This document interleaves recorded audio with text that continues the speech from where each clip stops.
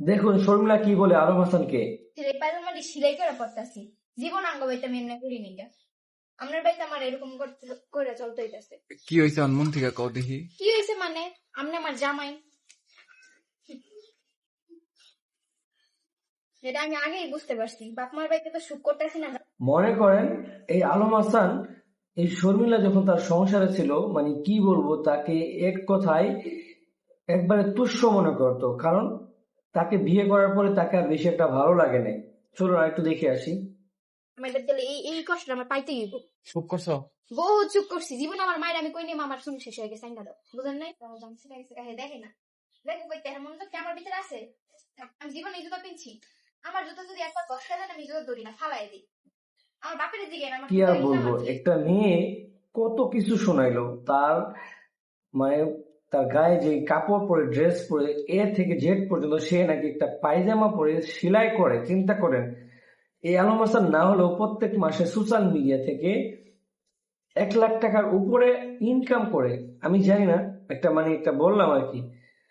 আর এই লোকের স্ত্রী, ওয়াইফ, মনে করেন হচ্ছে পায়জামা সেলাই করে পরে। ও আমি তো ভুলেই গেছিলাম যে আলম হাসান যখন শর্মিলাকে বিয়ে করে তখন ফেসবুকে যেই লেভেলের টাকা দিত, যেটা বলার মতো না। বিশ্বাস করেন, আমার নিজেরই $4,500 ইনকাম হয়েছিল মাত্র এক মাসে। সেটা তাও মানে আমার ফেসবুক পেশার সমস্যার কারণে সেটা পে করে নেই ফেসবুক, এখনো রয়ে গেছে। যাই হোক, তখন ফেসবুক এত লেভেলের টাকা দিত যেটা বলার মতো না। আপনারা যারা এই শর্মিলাকে এবং আলম হাসানকে যখন দেখছিলেন, তখন কিন্তু আলম হাসান এই শর্মিলাকে ভালোবেসেই বিয়ে করেছিল বলা যায়। কিন্তু বিয়ের পরে আলম হাসান বুঝতে পারে যে শর্মিলাকে ভালো লাগতেছে না, শর্মিলার চেহারা সুন্দর না, শর্মিলা মানে গেট আপ গাইয়া মার্কা, মানে গ্রামের এই টাইপের, এসব চিন্তা ভাবনা করতো আলম হাসান। আলম হাসান এসব চিন্তা ভাবনা করে কিন্তু তাকে তার মনের মতো করে সাজাইতো না। মানে একজন পুরুষ তার বউকে কিভাবে সাজাতে হবে, তার বউয়ের কি লাগবে, এ থেকে জেড পর্যন্ত খেয়াল রাখে একজন পুরুষ। কারণ তার বউ সুন্দর দেখাবে, ঘরের ভিতরে থাকবে, তাকে দেখেই কিন্তু পুরুষের যত ক্লান্তি আছে সেটা দূর হবে। কিন্তু এই আলম হাসান শর্মিলাকে কিছু দেয়নি। আপনারা জানেন এখন আলম হাসান বিয়ে করছে মুক্তাকে। আলম হাসান বউ মুক্তা তার কি লাগবে না লাগবে এ থেকে জেড পর্যন্ত বলার আগে কিন্তু এনে দিতে বাধ্য। কারণ আলম হাসান বিয়ে করার পরে অলরেডি 3 থেকে 4 বার চলে গেছে মুক্তা। আপনারা দেখবেন কয়েকদিন পর পরে কিন্তু আলম হাসান অফলাইন হয়ে যায়, তার সোশ্যাল মিডিয়াতে কোনো ভিডিও আপলোড হয় না। কেন হয় না?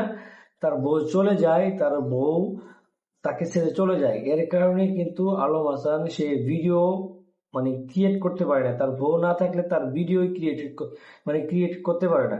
কারণ বুঝলাম না। আগে যখন বিয়ে করেনি, মানে প্রথম বউ চলে যাওয়ার পরে, তখন তো সে ভিডিও আপলোড করতো বউ ছাড়া। কিন্তু তার বউ নিয়ে ভিডিও করতে হয়, সেকেন্ডে সেকেন্ডে ভিডিও আপলোড করতে হয়, সেকেন্ডে সেকেন্ডে ফটো পোস্ট করতে হয়। কিন্তু বউ চলে গেলে সে ভিডিও আপলোড করতে পারে না। চিন্তা করা যায়। এই যে রমজান মাসে তার একটা ওয়াইফ সেই নামাজ পড়ে, সে নামাজের ভিডিওটা বা ছবি আপলোড করতে হয়।